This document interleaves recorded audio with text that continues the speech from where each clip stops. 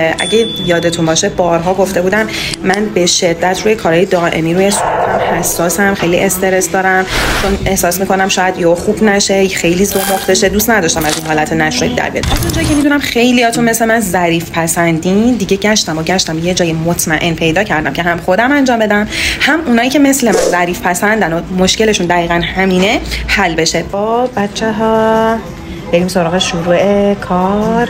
بیفورمو گفتم براتون بگیرم، شما مثل تغییراتو ببینین، بریم ببینیم چه خبر. ما این کادر و طراحی رو کشیدن، تازه فهمیدم چقدر ابروام خالیه.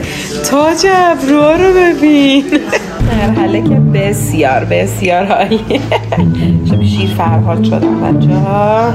اینم از فاینال کار. تازه بچه‌ها من اصلا ابروامو تمیز نمی کنم، نه قیچی میزنم نه ابروامو تمیز میکنم. کلا ابروام نچراله، یعنی همه چیز با ابروی نچرال خودم انجام شده. فقط ببینید تو خالی بودن پر شده، نه حالت کادری گرفته نه هیچی. چقدر خوب شد پریا جون، دست گلت درد نکنه. حالا الان تازه بچه جا هم بیفته، باز بهتون نشون میدم حتما.